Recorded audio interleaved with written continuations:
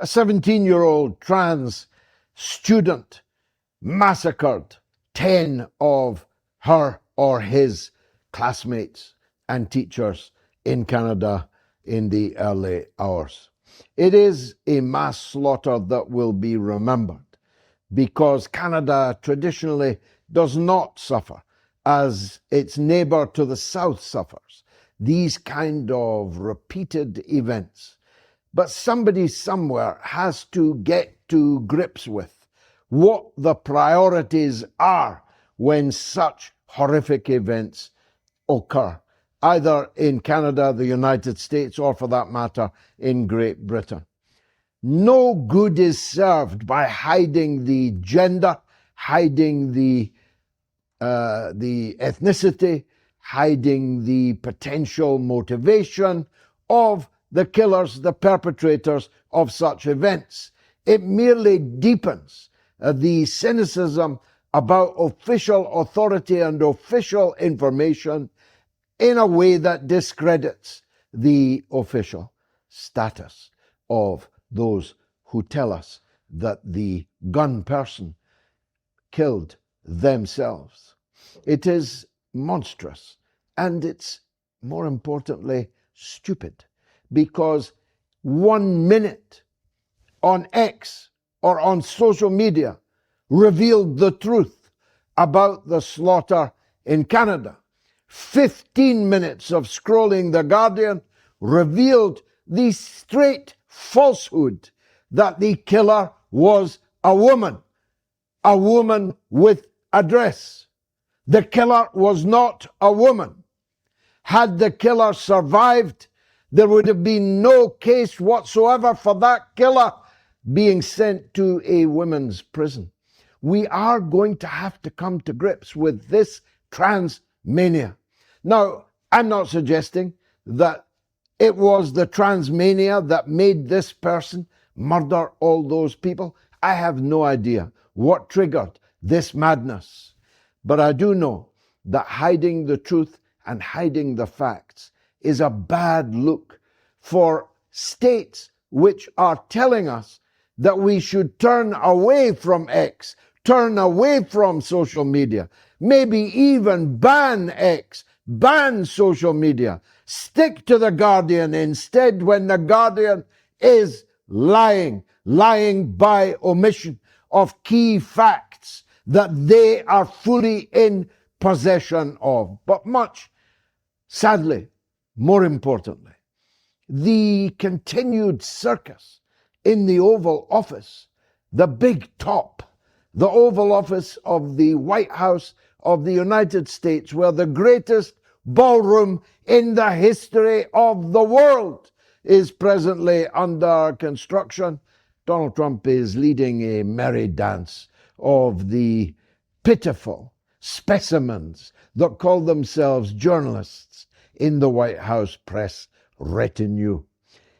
When he says that the American economy has never, ever been as strong, he is lying. Why don't the journalists say, "You're lying, Mr. President"? When he says that petrol is such and such a price, when in 99% of gas stations it's far more than that, he is lying. When he says that he's cleared by the 2,700,000 pages of the Epstein files so far released, he's lying. He appears in those files tens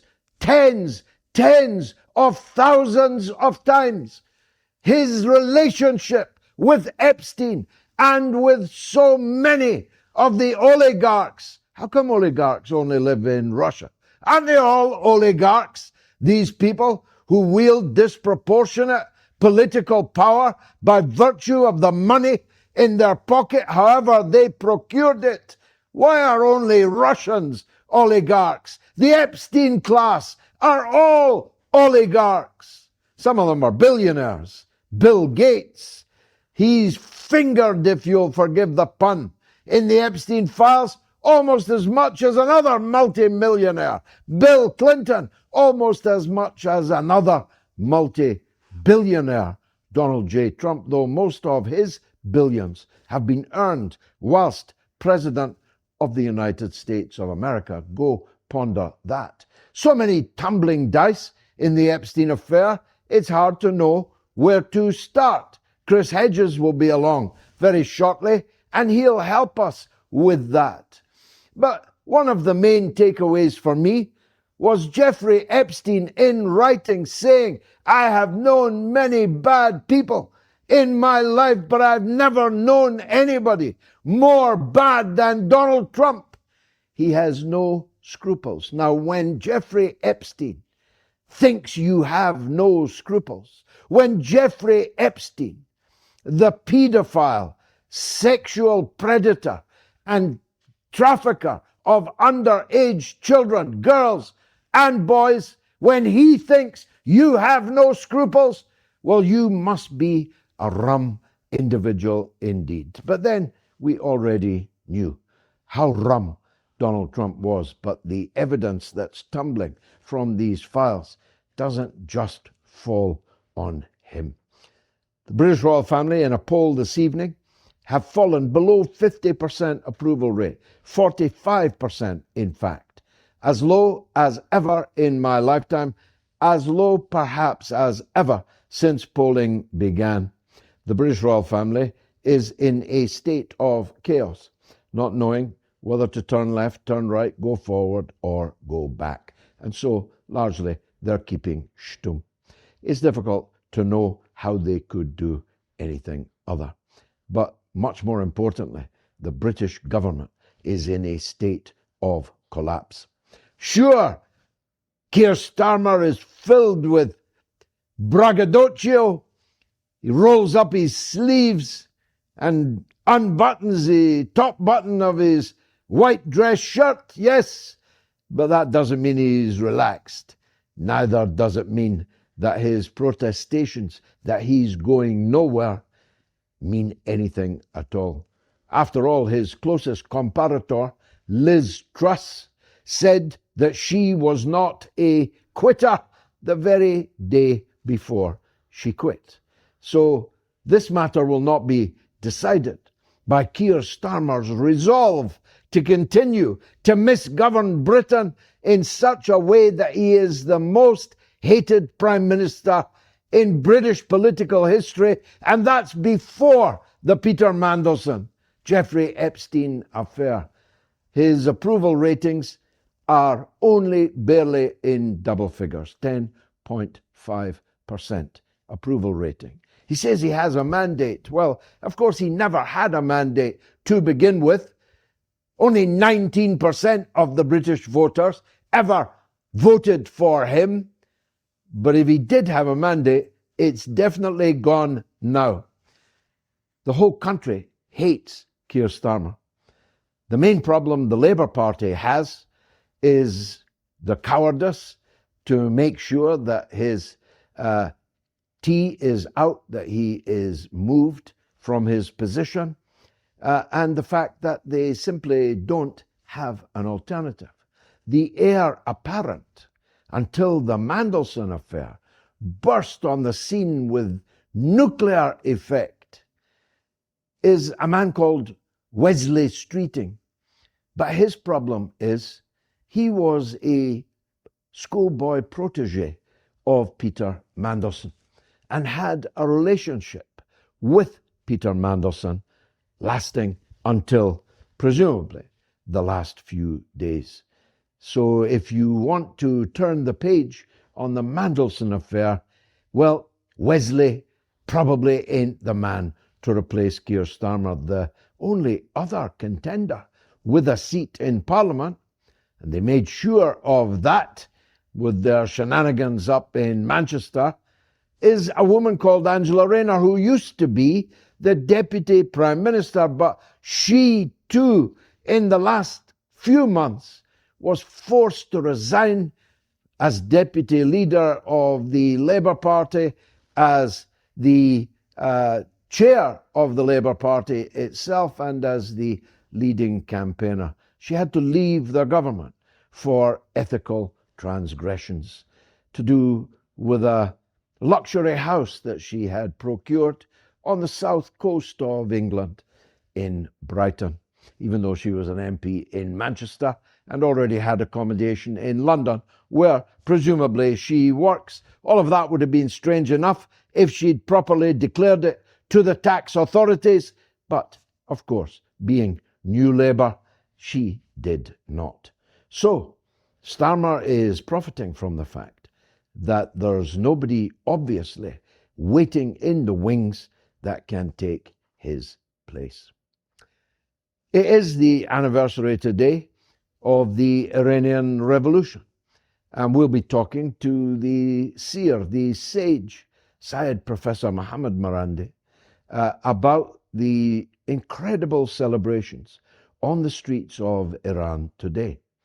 25 million people marched across Iran today in celebration of the Islamic Revolution that brought crashing to the ground the Pahlavi dynasty. We can call them a dynasty, but it actually only lasted 2 generations and will not have a 3rd generation. But the Shah of Shahs, the Shah of Persia, the greatest tyrant in a region filled with tyrants, with a secret police, the Savak, more torturing and murdering and maiming and savage than any other secret police in a region filled with despicable, horrendous police departments. The crashing of the Shah, the driving of him and his oligarchs, his comprador, into exile, sailing around the world with no country prepared to accept them, including the United States. A note to other tyrants depending on the United States: when you come crashing down, don't necessarily expect the United States to allow you to enter. The Shah was no more.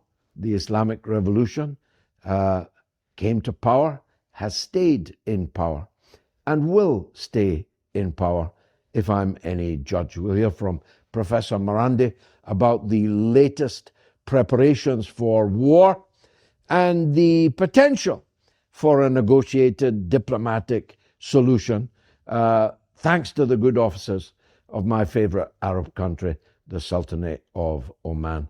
We'll be probing whether the United States demands against Iran, on Iran, have any possibility at all of being accepted by the government in Tehran.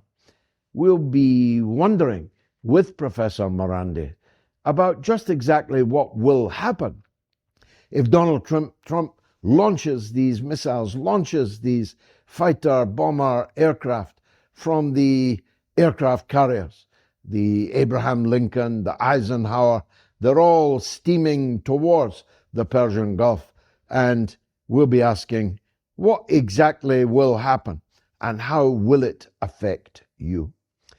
There's only time to talk briefly about the country that I'm in. The frozen Moscow River behind me is something of a metaphor for the state of US brokered peace negotiations. Sure, they keep meeting. Nobody wants to tell Donald Trump that there's actually not much more point in meeting, that this will have to be resolved on the battlefield because the necessary conditions for a negotiated settlement are simply not present. The European Union has seen to that.